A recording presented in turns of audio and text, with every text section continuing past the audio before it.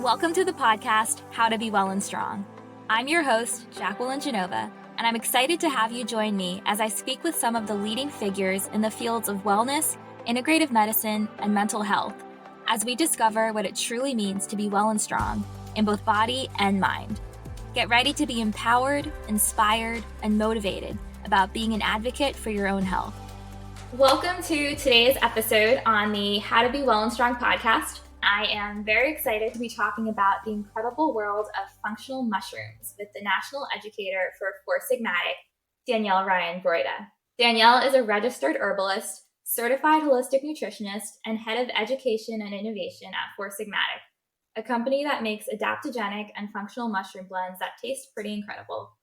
Danielle has worked with hundreds of clients across the U.S., specializing in functional mushroom-based treatments for individuals with autoimmune conditions and chronic illnesses. Danielle brings her passion and expertise in herbal medicine, clinical practice, teaching, formulation, and her deep love for fungi to everything she does. In her free time, you can find her outside, whether it's under the sun or stars, summer heat, or winter snow. Danielle, welcome to the show. As I was just saying, I'm incredibly excited to have you on. I'd like to also first share with my listeners that you were one of the very first contributors to WellnStrong with your article, Functional Mushrooms at Every Meal. And now you get to be among one of the first interviews for the podcast. So we have come full circle. We have. Thank you so much for having me, Jacqueline. We've been so excited about this. And it's such a juicy conversation and wild to think how much the functional mushroom space has grown over the past 3 years since we first connected. So more people know what functional mushrooms are. They're open to it. They're using functional mushroom products. The amount of CPG brands selling them has just exploded. And yet the core, the heartbeat of what they do and their medicine is really consistent. So I think we both have that deep underlying love for the medicine that they offer and how they've both shifted and beneficially impacted both of our lives. So excited to just keep spreading that mushroom love to all the listeners. No, absolutely. I mean, I've always been a huge mushroom enthusiast. I think my passion first started when I began to learn about the anti-cancer and immune-boosting properties of mushrooms, which we'll later get into. But specifically, I think it's turkey tail and maitake back when my mom was first diagnosed with breast cancer. And then a few years later, I suffered from a pretty bad head injury and came across lion's mane in my research for natural remedies for post-concussion syndrome. So I'm just incredibly excited to pick your expert brain on all things mushrooms. Yeah. And I'm curious, I think some of the most powerful ways to explain what these ingredients and medicines do is through story. So I just briefly, I'm curious, after you took lion's mane, what happened? Quite honestly, Danielle, I did notice a big significant difference. I mean, you could say it's placebo effect, but I don't think it was. I wasn't able to read for about 4 months. Wow. But as soon as I began supplementing with them, I felt like I was more focused. And there has been a significant amount of research that's shown that, lion's mane promotes BDNF. And now anytime I hit my head, it's the first supplement I take. But on a personal level, I've definitely noticed some significant benefits there, particularly in the context of post-concussion syndrome. That's huge. And you can read again. How long did it take you till you were able to read again? I can recall sophomore year of college, I would be sitting outside in my backyard having my dad read my microeconomics book to me because I couldn't read. And in the meanwhile, I'd be sipping on my Four Sigmatic, mushroom blends or something like lion's mane. But it came back again. It took a while. And I think it's an important story because it's, we hear and we can read this research and get really excited about, neuroregenerative properties, and we can get deep into the phytocompounds and what's going on with lion's mane and how it's interacting within our blood-brain barrier. And it's amazing and really promising. And I think it's important for people like you to share bits of your story where it wasn't a magic pill. You were consistent. I'm sure there were other lifestyle practices that you shifted, whether it was your diet or your sleep or the water you were drinking, so it's a piece in the puzzle and a really potent piece. But yeah, it isn't a magic pill. And you also have to know what you're getting and what you're using. And it might take a little bit of time for you to find the right dose for your body, right? That's something so fascinating about functional mushrooms particularly, but all herbal medicine is Very different from how the Western mind is trained to take a pill for a specific ailment or symptom. Like I'm going to take ibuprofen, and everyone, no matter what age you are or what you ate for breakfast, we're all going to take, 400 to 600 milligrams of this ibuprofen. Like that's obvious. We know that.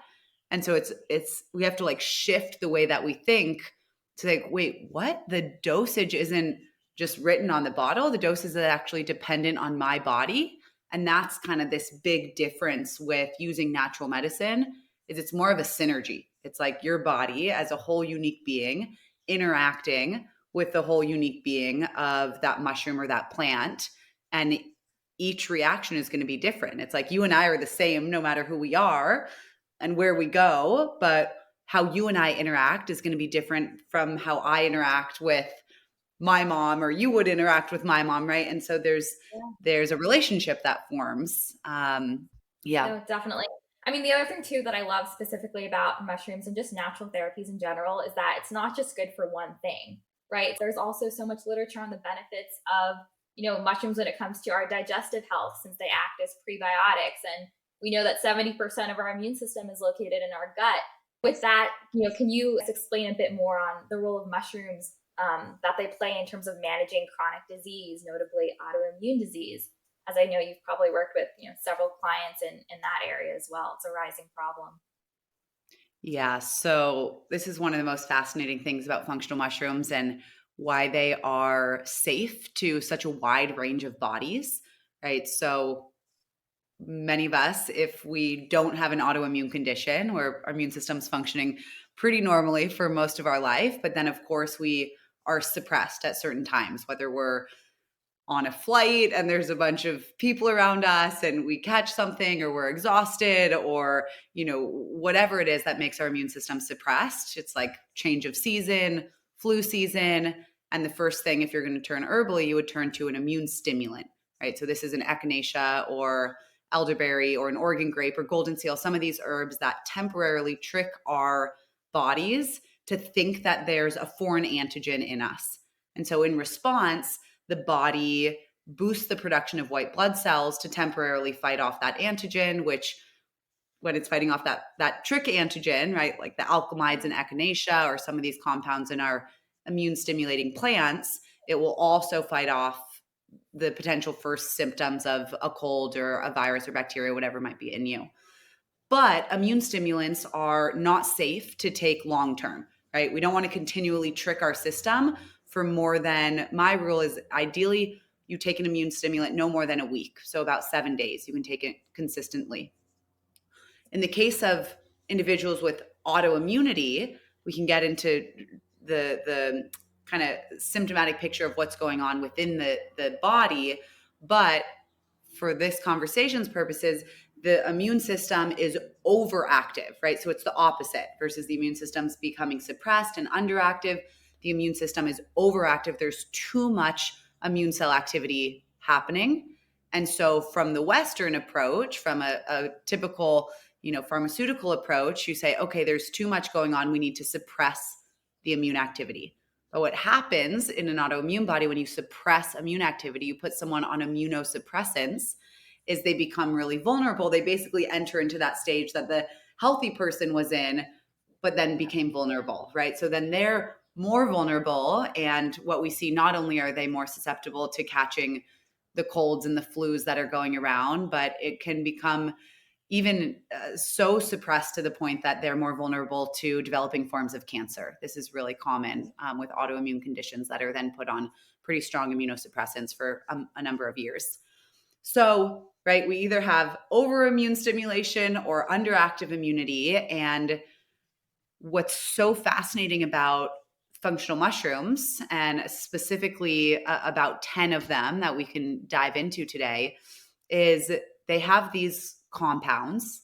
They're called polysaccharides, many saccharides sugars. So these long complex sugar chains, often called beta D glucans. There's a few variety of those within our different mushrooms. And what they do is they work within our gut. As you mentioned, our gut and our immune system are completely interrelated, intertwined. When our gut is healthy, our immune system is healthy, along with so many other things like mood and sleep, etc.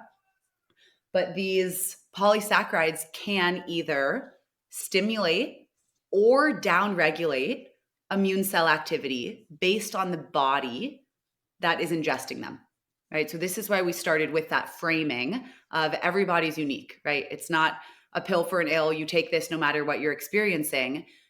If you and I were different bodies, let's say I'm just really down and out. I've been traveling a lot, and there's been a lot of people around me with a cold. I just got back from Mexico City. Let's say you are dealing with an autoimmune condition, so you have overactive immunity. I have underactive immune activity. We could take the exact same reishi mushroom fruiting body, which we'll get into all this fruiting body extract at the exact same dose, and the way it would react in my body could stimulate immune activity to bring me into an equilibrium, and the way it would react in your body would downregulate that overactive immune activity to bring you to a state of homeostasis. So it's modulating, right? It's almost like I explain it like cruise control for the immune system, right? We all have a different cruise control level that we set. Like I'm 60 miles an hour, 70 miles an hour.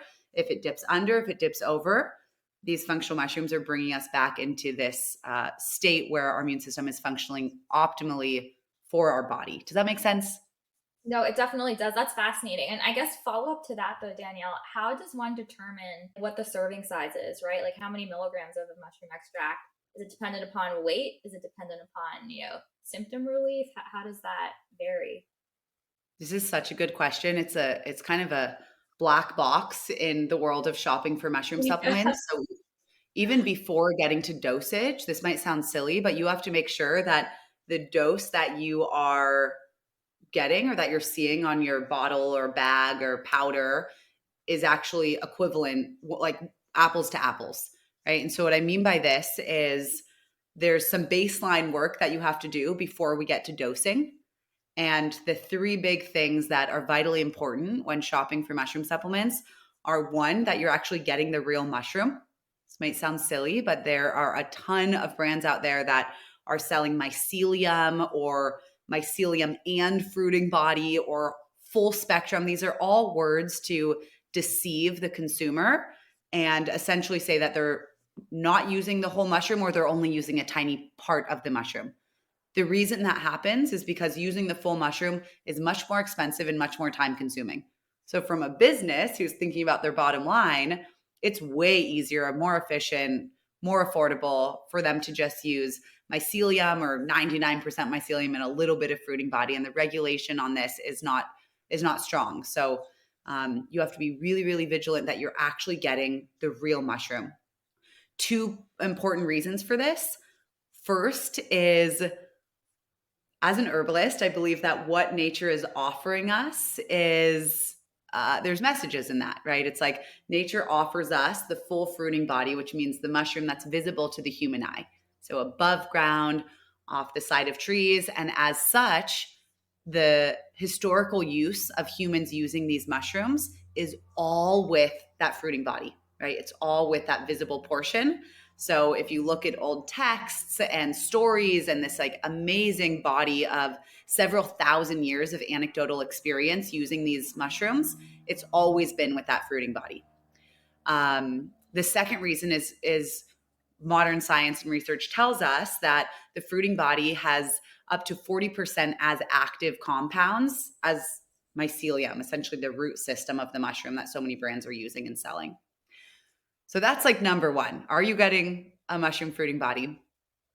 Number two, before we go into dosage, is what is the mushroom grown on? This is really, really important.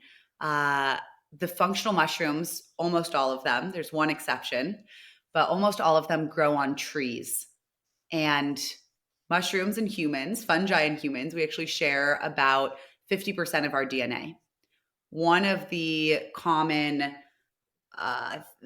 themes that we both share is that we need external nutrients for our food, right? So fungi, unlike plants, they can't photosynthesize, right? They can't convert sugars from the sun and make food. They need nutrients outside of themselves, just like us.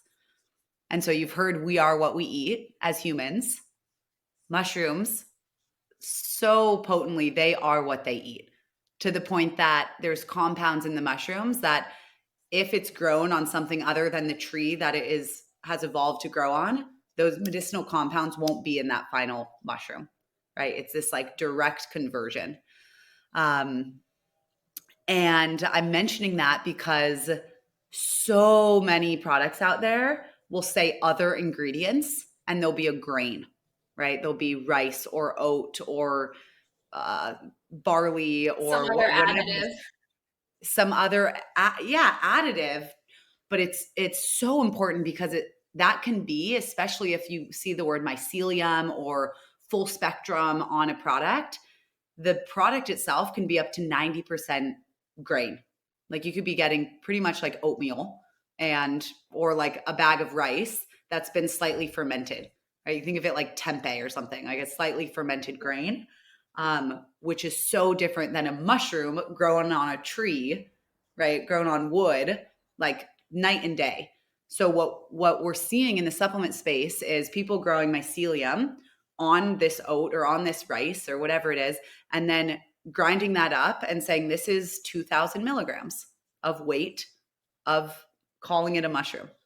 So that dosage is completely different than a real mushroom grown on wood, even if that was also powdered and dried at 2,000 milligrams, right? Not even apples to apples.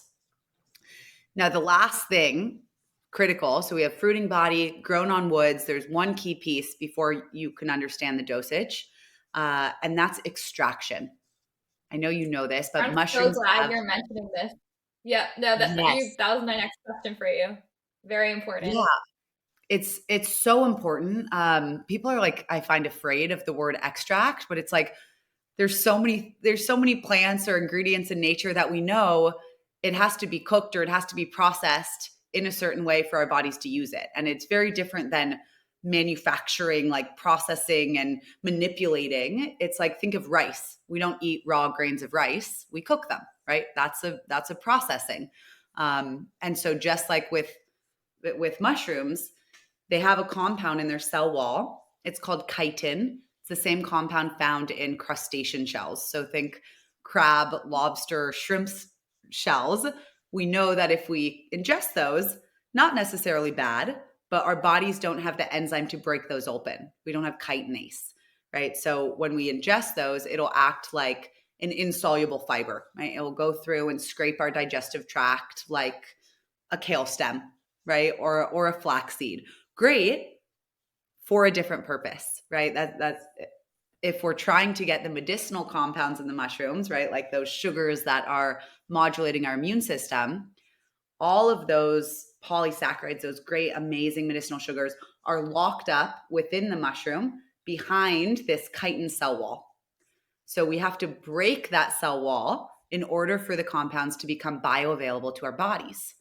And the two ways to break that are via alcohol. So a tincture, right? A very old method of making herbal medicine is soaking something in alcohol and wine and Everclear, letting it sit for a couple weeks, tincturing method, or through water, we call it a decoction, a hot water boil, where you keep the heat on a pot full of water and your herb or your mushroom for a matter of hours, right? Both of those methods break open the chitin and allow the compounds to be released so our bodies can use them. So think about this. If you're shopping at Whole Foods and you're walking down the shelf and you're like, oh, these both say organic mushroom powder. If you're not listening to a podcast like this and you just see the milligram dosage and you're like, interesting, this one has 500 milligrams and this one has 2,000 milligrams, any savvy consumer is probably going to say, oh, I'm going to get the 2,000 milligram one. That sounds like a better deal. But when you learn the backstory, you actually can understand that once you read the label properly and are looking for the words, is this a real mushroom or is this the root? Is this fruiting body or does it say the word mycelium? Is there oat in here? Does it say other ingredient? Is there rice or does it not have another ingredient? That means it's grown on wood. And 3, does it have the word extract, right? So extract is a potentizing process where you need, depending on the strength of the extract, 6 to 10 times the amount of raw material to potentize and to extract that into like this gold nugget of powder that is then going to be super bioavailable to your body. So the 500 milligram, if it's real mushroom grown on wood, extracted, is, I mean, you can't even say apples to apples. It's like an onion to a blueberry at that point. Like so different. So yeah, I guess my biggest takeaway for consumers and shoppers is ditch the milligram amount for now. If a company is offering real mushroom fruiting bodies grown on wood and extracted, likely the dosage is going to be at a thoughtful, mindful dose that is you able to be utilized by your body versus like 2,000 milligrams of basically fermented oats that your body can't. Right. I mean, it's different. You might get some fiber, you might get some probiotic properties from the fermentation, but we can't even put them in the same category. And it's tough because they're sitting on the same shelf in every grocery store. And I think it's only a matter of time till the industry kind of elevates and says, okay, what's that? And it'll take time too. What's actually working? What's potent? And how can we kind of create a standard that is more clear for consumers to be able to choose what works for them? Danielle, you should write like a guide how to shop for mushrooms, and we'll just like post it at every single store for consumers to just grab and then parse through. I'll help support you with that. Thank you. Taro, founder of Four Sigmatic, and I just finished writing a book in the fall. Yes. Yes. And the third section is a shopping guide. So not as like postable on the supermarket shelf, but really great resource for people to like refer back to. And we have the 10 commandments of mushrooms and adaptogens and how to kind of like quick resources to keep this top of mind. That's awesome. And that's titled, is that Healing Adaptogens? Healing Adaptogens, the definitive guide to using super herbs and mushrooms for your body's restoration, performance, and defense. Wonderful. I love that. Well, that leads into my next question. I mean, and you also mentioned how we go to grocery stores and we see all these mushroom supplements on the shelf. Should people be proactively supplementing with mushrooms? And I know this is a bit of a tricky subject because, a lot of people have the mindset of, try to get most of your nutrients from food. Don't rely on supplements, and whole different, mindsets on that topic in particular. But what are your thoughts on that, specifically when it comes to mushrooms? Short and sweet answer is absolutely. I hope that, and I see that our culture is changing, but I hope it continues to shift in that we don't take things once we get sick. We take things every day to keep ourselves healthy. And if we're waiting, it's like if you don't buy a winter coat until it's already started storming and it's the middle of winter, and then you're like, I need to go out and get a coat. It's the same motto. I don't know why we're so programmed to be like, oh, I'm not going to take anything until I really am down in the dumps. It's like, no, we don't want you to ever get down in the dumps. So let's preventatively nourish the body every day so that you can stay healthy and vital and well. And functional mushrooms are more like food in this way. Many of them are food. So the lion's mane that you mentioned you used for after you had your concussion to help regenerate those nerves. Lion's mane's an amazing food, right? It tastes like a lobster or a crab. You can make crab cakes with it and lion's mane tacos. Like you can find it at most farmers markets today. The first time I actually had lion's mane mushroom was last summer when I was in Colorado with a friend. We did some hiking and we were in Boulder at a farmer's market, and I came across just this mushroom stand where they were growing everything under the sun. And I just like stopped when I saw the lion's mane because it has such an interesting look to it. And I was like, what is that? And he was like, it's lion's mane. And my face must have lit up because he was like, here, take it. Because I was so excited to try it because I did so much research on it. I obviously took it in pill form, but I never cooked with it. And I loved it. And I still love it today. I continue to cook with it when I can find it. But yeah, amazing. I couldn't agree more. Amazing. Yeah, it's funky. It looks like, this kind of white, stringy, brain-like mushrooms. We're so used to the portobellos, the creminis, the buttons, which that's actually all one species grown picked at either a younger or longer time of maturity. White button versus cremini. Cremini has been exposed to sunlight. Like that's all like one mushroom. And we have to remember that this is a massive biological kingdom. There's 6 times as many species of fungi as there are all plants on Earth. So massive, massive. But yeah, the culinary element to them is so important. I hope that we can think of them more like food than as medicine. And that's something we try to do at Four Sigmatic is how do we incorporate them into things that we're eating or drinking, right? So it doesn't feel like we're taking medicine all day, but that it's just an elevated part of our daily routine, like a coffee that has functional mushroom powder in it, instead of our ancestors that would just brew the chaga mushroom. They do the same thing. Like they used it as food or medicine. And those lines, when we talk about herbalism, those lines become very blurred, right? There are certain plants that are very low dose, right? I was giving my fiance lobelia yesterday because he's having this lung stuff going on, and that's low dose, right? You only want a teeny bit at a time. And I would say, okay, that's more of a acute medicine.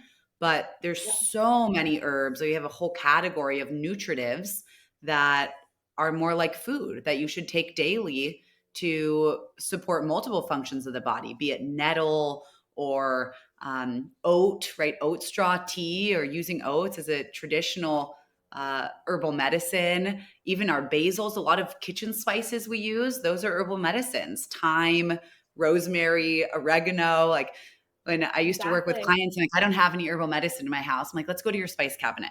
What's in there? Do you have cinnamon? Right there. Right? So Cinnamon's true. amazing moistening herb. You have black pepper. Do you have turmeric? Right? So yeah, I think throwing away like the am I sick or am I not sick? And how can I continue to be well every day and nourish myself with plants and mushrooms and these amazing potent allies that are from the natural world that we've always used as humans to keep ourselves well in different months, different times of year, and different seasons, as a way to just stay well, not to wait and say, okay, I'm going to eat like crap, and then when I get sick, that's when I'm going to start doing something good for my body. Not going to work. 100%.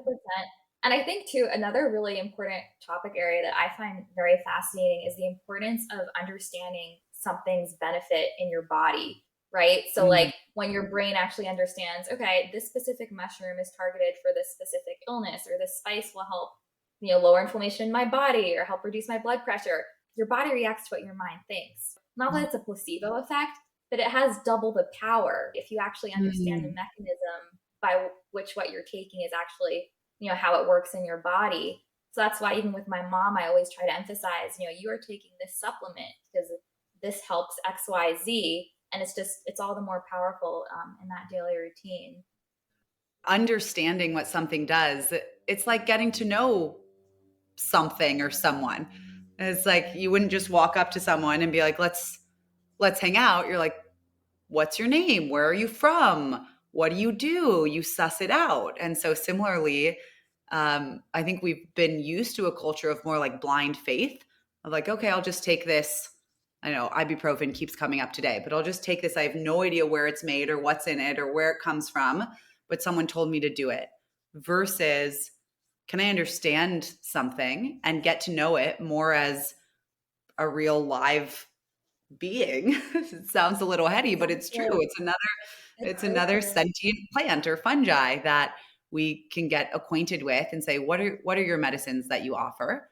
And then that gives us almost that leeway. It's like vetting something or someone to then feel safer and easier to start using and bringing into your daily routine of whatever way you're taking these mushrooms. One of the most intriguing topics for me is the anti-cancer properties of several mushrooms, notably turkey tail and maitake, specifically for breast cancer. And I know that there was a clinical trial back in 2012 that found that breast cancer patients who took turkey tail mushrooms from a company called Host Defense recovered immune function after a standard treatment protocol more quickly than those who didn't, and that it actually helped to slow down cancer growth. So are you aware of any other specific mushrooms that you've come across in your travels and your studies that have been shown to possess pretty strong anti-cancer properties?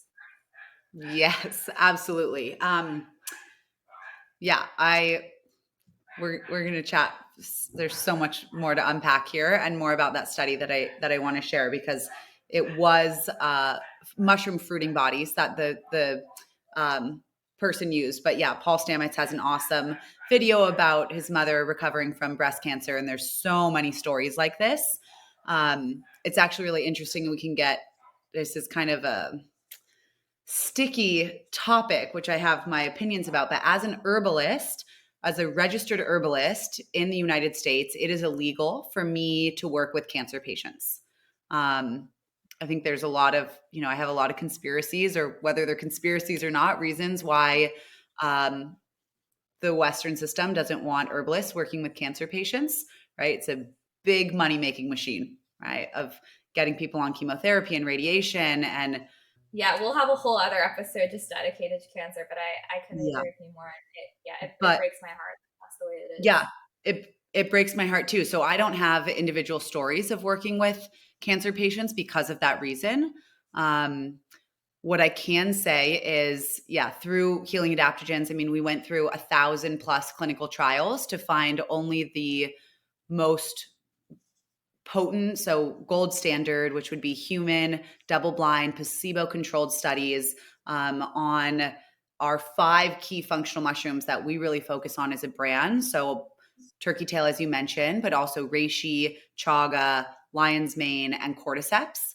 And each one of these functional mushrooms has a different affinity towards different cancer cells and cancer lines in the body.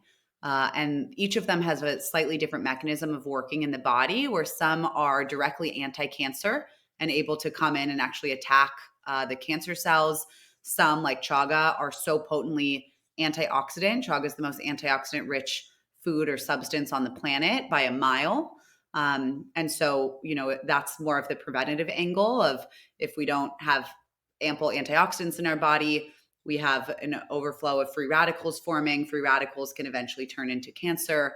So from multiple levels, and then so it's either anti-cancer, preventative in this way, or the immunomodulation is so critical here. So a lot of the amazing research we have isn't isolated to cancer patients taking just functional mushrooms or just doing conventional treatments like radiation or chemotherapy. It's actually in conjunction, and that's what the study you were referencing, I believe, was as well, where it wasn't a cancer radiation, but there was another really amazing Western pharmaceutical on board that was used in conjunction with the mushroom. So when we have that level of pharmaceutical that's coming in and killing the cancer cells, again, it's not just killing, it can't just specifically target that cancer cell. It's going to kill a lot of other things in its way. Think of a antibiotic, right? We can't just have it kill the bacteria in our system. It's going to kill a ton of both good and bacteria in our microbiome. So what happens is, people going through cancer treatments, whether it's a pharmaceutical or through some of these experiential treatments, is they become so immunosuppressed, right? Which again, then their bodies are vulnerable.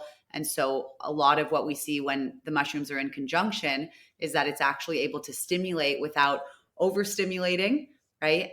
Through their modulation activity, to bring that person into a state where they can function optimally, from an immune level, from a gut health. I think there's a lot going on that we still don't fully understand with the microbiome and prebiotic fibers and feeding healthy bacteria in our gut.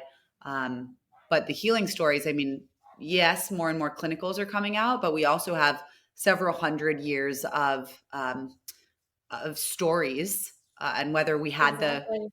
it's hard when we talk about these traditional stories, because so many names of diseases or cancer cells, like those are names that we created in the past couple decades or even 100+ years, right? So it's like, oh, Yeah. in this traditional materia medica book from 3,000 years ago, it doesn't talk about I don't know, some obscure type of cancer. They didn't have a name for it then. But what it did is, we can look at the symptoms and say, how is this person feeling? very analogous to symptoms of today's diagnosed conditions. And then what did they take? Same functional mushrooms. And then how did they heal afterwards? I think the irony, Danielle, is that, herbalism and homeopathy, for example, are such ancient medicines, right? Like they have been used for hundreds and hundreds of years. Yet when you mention them to someone today, it's, oh, what is that? I haven't heard of that before. Yet a lot of conventional healthcare approaches, came out in the 1900s that, again, not nearly as old as some of these, older practices, but it's just, that's part of my mission too with WellnStrong, is to just encourage people to be advocates of their own health. And how do you do that? Through education of these other supplemental things that you can take, and therefore create, in my opinion, what's the best approach to your health, which is an integrative one. So I'm really glad you touched on that. And with that too, I mean, in the wellness space, I feel like you can find a study to back almost anything. There's so much tension, whether it be the correct diet or supplement or this or that. So to that point, what are some common misconceptions about some of the health benefits of mushrooms, and how can we be discerning and separating fact from fiction? I know that's a very broad question, so we'll just focus specifically with mushrooms. Such an important question, and there's so much to unpack here. Like, where do we begin? New episode. New episode. I think the magic pill approach is a big thing that I'd like to dispel. We briefly seeded that in the beginning, but people can get really excited about the benefits they see or read, not even in a legitimate study, but on a blog. There's so much blogs out there, or people, there's not really a body that legitimately certifies herbalists in our country, unless the AHG, which is what I'm part of. It's kind of our one saving hope of like, these are legitimate herbalists that are part of this organization. But otherwise, it's not like a PA or a nurse practitioner or an MD or an ND that has to go through a very specific process and then have this label. And so what we have is people that have no idea what they're talking about, creating all sorts of content, and then others grabbing onto that and then manipulating it or saying it a different way, or there's a story was told that wasn't accurate, and it just spirals.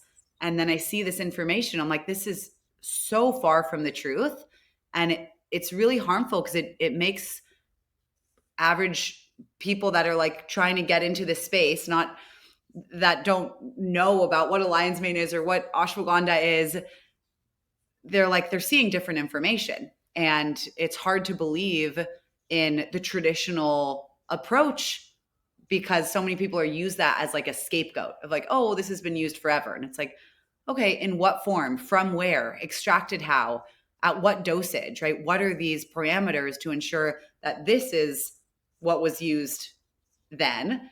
And so I think that misinformation is really big. And then it says, so many people are like, well, show me the science, show me the clinicals. And with many of our mushrooms, we have that. A lot of them, how clinical trials are done is they're funded, right? You need a lot of funding to do a clinical. And it's typically for the person funding it has an objective, right? So they're like, I want to prove that this like new pharmaceutical is effective with this, so I can sell it at the end and use this data to substantiate my product and the claims that I want to make. Exactly. When we're talking about general health and well-being, who's going to fund that study, especially in our system that we're in today, where the pharmaceutical system works off of us being ill, right? Doctors don't get paid when humans are healthy, like there's actually only one other country that happens in, but like, we're not Bhutan, right? We're not a place where the healthier we are, the more rewarded the medical system is. And so there's not a lot of incentive to pay for clinical trials that are like, how do functional mushrooms daily immunomodulate or help our microbiome, or the generalized studies just are hard to find. If you look at them, it's like very specific causes of with this Crohn's disease or with this Lyme and this medication on board and this type of supplement that oftentimes is patented. That's where so the clinicals are skewed in their own way, is what I'm trying to say. Um, and so we find ourselves in this intersection of having to really become autonomous and trust and learn how to do our own research and find people in the field that we trust, right? Find brands that we trust, that where we're able to ask questions and brands can be transparent. Um, I think that's the biggest way to dispel all the fact from fiction is say, okay, what can I put in my own hands? What is legitimate? How do I know, which we weren't really taught in school, how do I know what a good clinical trial is versus a clinical trial that didn't work? Right. And then we also have to be aware that there are so many clinical trials that if they don't work, they're not published. Right. So there's brands that will say, Exactly. oh, I'm pumping all this money to prove that my mycelium on grain product works or whatever it is, and it doesn't. I'm not going to show that. Why would I show that? So we also have to be aware of what we're not seeing, and what does that say about the space.